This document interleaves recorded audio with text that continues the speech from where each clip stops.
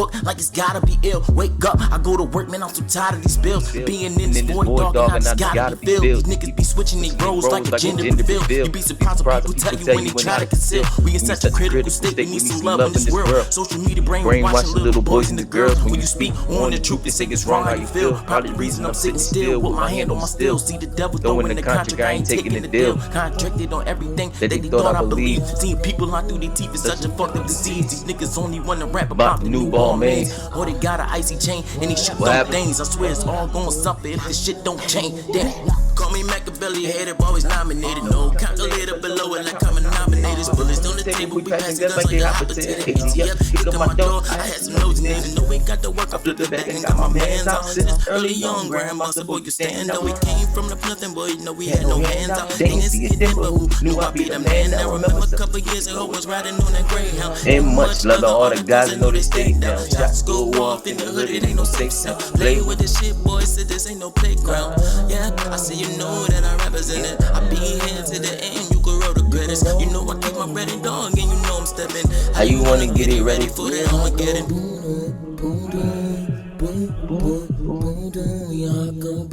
Yeah, Crib Talk, episode 1. Let's go. Yeah.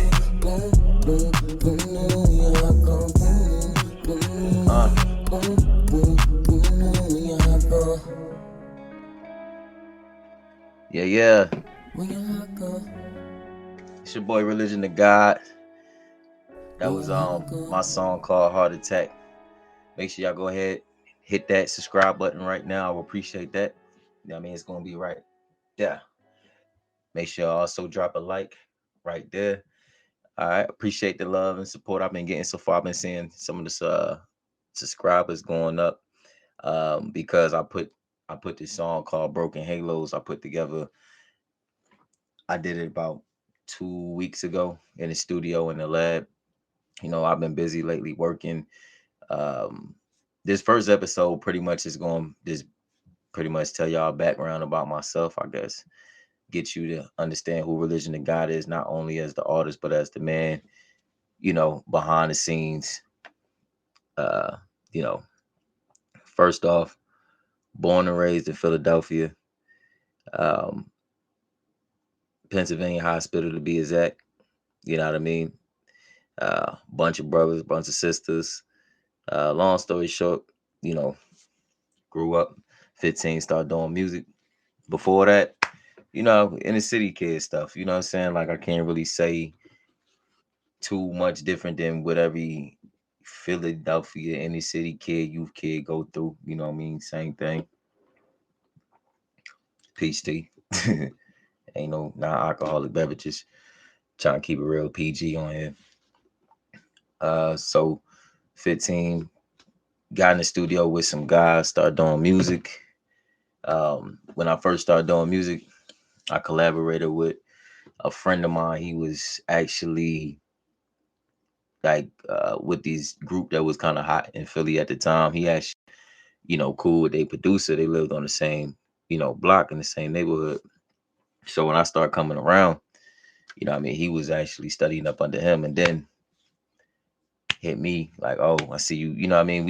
I don't even know how I really started this. You know what I mean? Rapping and music always kind of been like my passion, like something I always loved, but it converted into, found out I was good at music. Started doing shows at like 15 years old. Made a mixtape. Got signed to Philly 215 Records when I believe I was around 16. So roughly over a year later, we signed to this local low, you know, just record label, you know what I mean, with this manager named Miss Candy Brown. Never forget it. And we was getting gigs. We was getting gigs all around the city. We was performing. But the funny thing about it is, around the time when we was getting gigs, it was like she was making all the profit, but we was getting the opportunity. You feel me? Then there was a group of us too, because not only did we have rap artists, so it was about probably like 5 to 6 like artists, rappers, singers, you know, vocalists, whatever. And then we had a dance team too, so it was break dances too. So when we started out, we would come out and do our shows, and we would have our artists. But before we would go out and do our set, we would have the break dancers come on, and they would, you know what I mean, they would dance and do their stuff before we come on. Then we come on, and then we rap, and then that would be the show. So we all had an agreement. We like, man, this is not working out. And then it was more, we young, we don't really want to be bound to, you know what I mean, anything without saying any money first. So it was, we all had a group decision, and we got out the contract. We had to actually buy out the contract. I remember that because we had to put a certain amount of money up to actually buy ourselves back out the contract. And then it was years later, I did little projects here and there, but when you're that young, you don't know your full potential because you're still figuring out your voice, your craft, everything like that. So I didn't really start to understand and feel and learn my voice until I moved to Atlanta. Atlanta got a different sound, you know what I mean? It got a different, it's like the mecca of like music, where if like you want to make it in music, 9 times out of 10, you're gonna take your stuff to Atlanta. You know what I mean? You're gonna want to have your music somewhere touching the A, Georgia. So when I moved out there, my focus wasn't off the rip music. My focus was still, music on the side, but working and job and all that type of stuff. Tatting pretty much because I was a tattoo artist. Side note, I got a lot of different trades and skills. We're gonna get into all that over the course of the time. So that's where I kind of found my voice at in Atlanta. Linked up with some dudes. I don't know if you know like certain dudes from like Brick Squad, and like I don't know if y'all know who that is, but linked up with some of them type of dudes, and met a lot of people in the industry, in the game period, that was doing it, and hearing how they was doing it and creating and mixing that with the up north rawness of the freestyle battle rap, and and then Atlanta with the real swaggy type of, trendy type of rap.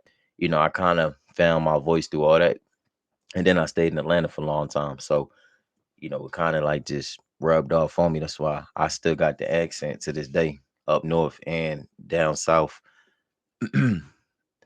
uh, so I mixed it both in there. So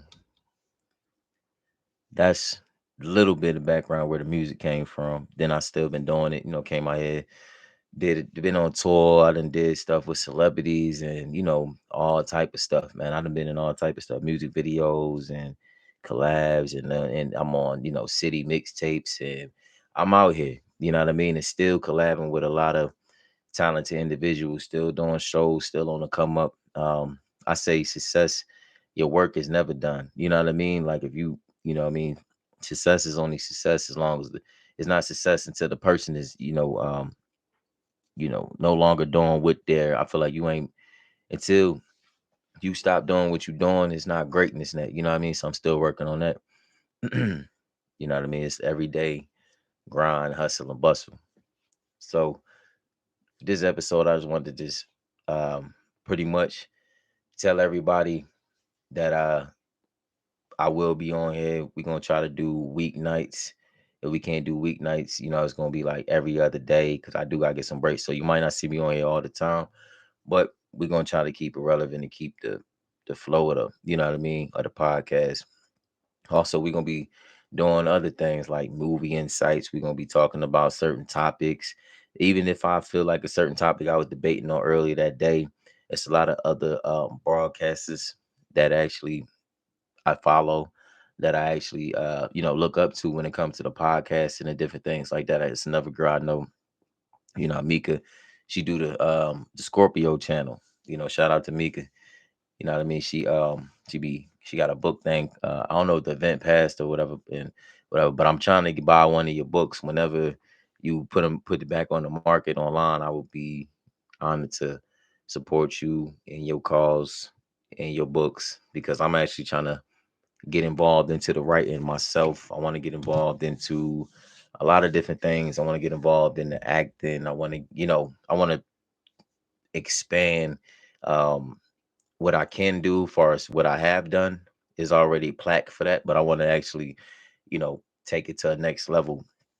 You know what I mean? So um, I commend um, her for even acknowledging me, taking time you know, um, to promote and help share, the stuff that I send her.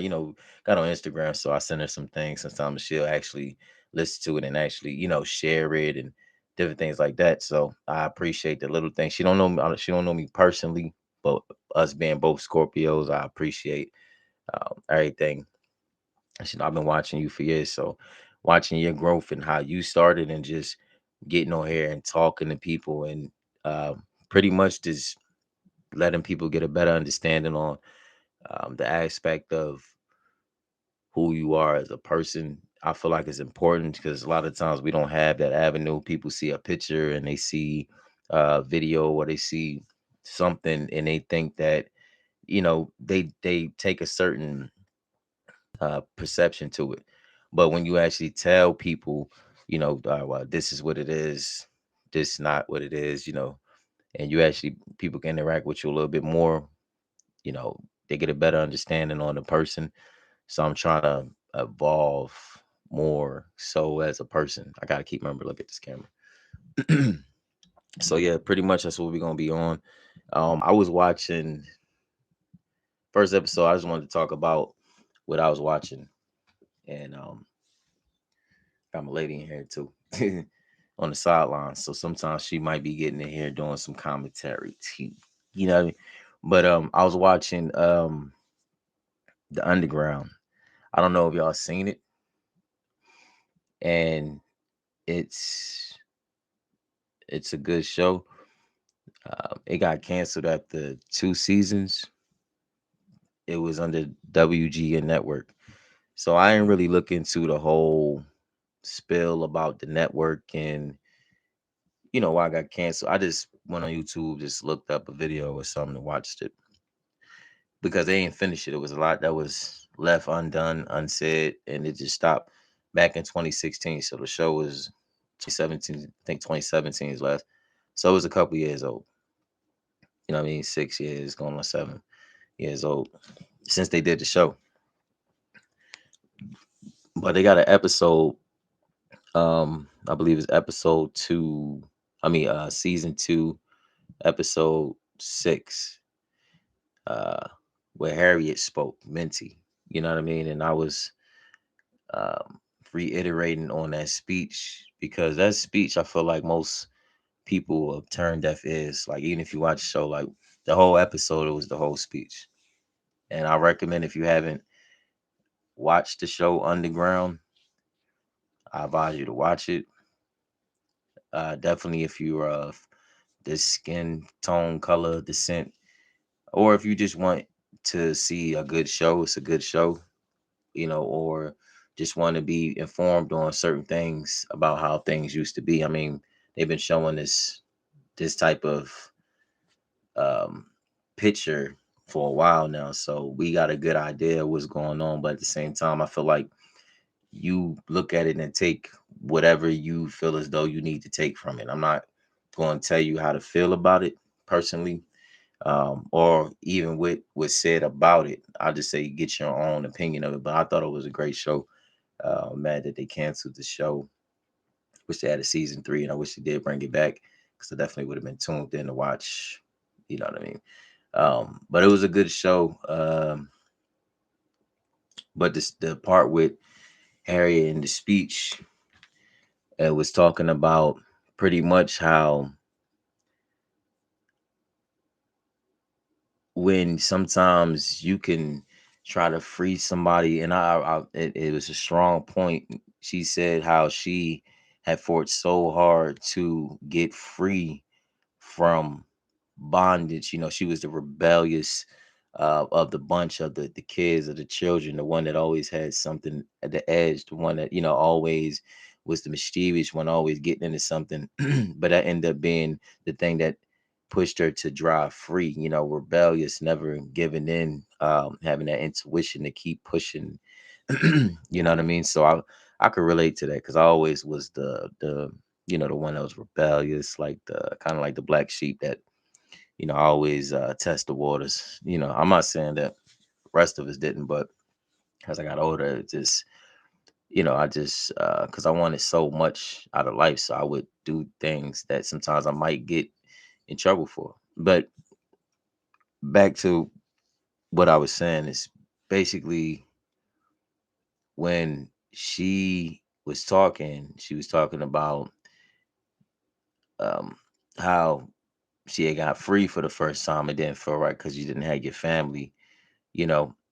And so she went back to get her husband, and he had a whole nother wife and children, and had a whole nother life, and he didn't want to go back to freedom. So he would rather stay in bondage where he was at. You know what I mean? So sometimes when like life show you a way and a path, sometimes you can't take everybody with you. That's pretty much what I got with that. And it's going to hurt. It's going to feel like betrayal, and like you're going to go through the motions. But if they can't see your vision, and some people don't want to be free, you know what I mean? And that's back then, but I'm using it today. It's just like bondage of the mind. You know what I mean? Some people don't want you to tell them nothing positive. They don't want to see you doing anything positive. Some people are happy with just seeing you exactly where you at day to day, because it makes them feel good because you ain't moving up. So they feel comfortable with it. But let you try to do something outside the box, different, to try to change something. You notice how you get more static. You know what I mean? People will start to oppose different things that you say and that you do because the energy don't match up anymore. And if it don't be ashamed of your energy being stronger and moving up, and they're lower level energy. You can't move up if you entertaining lower level energy. So sometimes you got to let it go, and let them people see you doing better, and it might spark and motivate them to try to level up. I thought that was a real pivot. The whole speech, like the whole thing about everything that we have been through in America, I feel as though it goes sugar coated over. I feel as though definitely a new generation, they don't have respect for what um we had to go through and was sacrifice. And I'm not saying every culture hasn't had their struggles and battles, but I'm just talking this perspective of my culture, because this is the only perspective I could speak of, because I haven't lived anybody else's culture. And wasn't talked in my this is the only thing that was talked in my household growing up, was my culture. So I don't speak on other things I really don't know. You know what I mean? So it's different than watching a video and actually growing up with, you know what I mean? My grandmother was born in 1937. So you get what I'm saying? Like before that, like, you know, it's like right there. So at the end of the day, it was a lot of things that was said, and it was a lot of things that needed to be notated um, and dissected. And people really need to really realize um, what's going on today, because these days, people talk about, yeah, I'm free, but most people wouldn't survive if it was like it was back then, because people are so much weaker. I'm thinking about 600 miles from here to, down south, South Carolina, That's a long, long way. And, these days it's so watered down. You say one comment and somebody ready to shut you down, or you do one thing. So you gotta be real careful. But that was a good show. Uh, I wanted to just give a little insight on that, and also pray for all the families and anybody who's been whose kid lost somebody with these mass shootings that have been going on all out Texas, all over the place. Um, it been getting crazy out here. So I pray for the families and them children. I have a child, so um, it definitely hits home, when you got children who can't go to school and get an education because you got somebody who has mental health issues, serious mental health issues. And I blame the parents, because And I'm not gonna say, but you can tell the signs. I can look at somebody and tell there's something wrong with them. And I'm a refer. Definitely, if you living in my house every day, I'm like, how could you go around and not notice that your child is, because I feel like people are so much in their own head and everybody is greedy for attention. Nobody's paying attention to each other anymore. So you're allowing that to go brush under the rug, and you're allowing, what you don't pay attention to could affect that child. You know what I mean? So you don't know your child is getting bullied, picked on, beat up. They come home, they're in the room all day.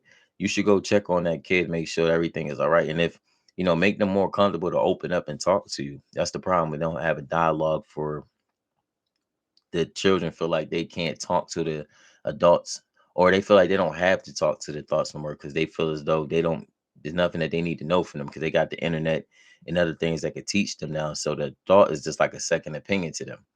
They put the technology first, and now the adults opinion, and that's why things are going the way they is. The disrespect. You got kids killing parents, all this type of stuff that didn't even like.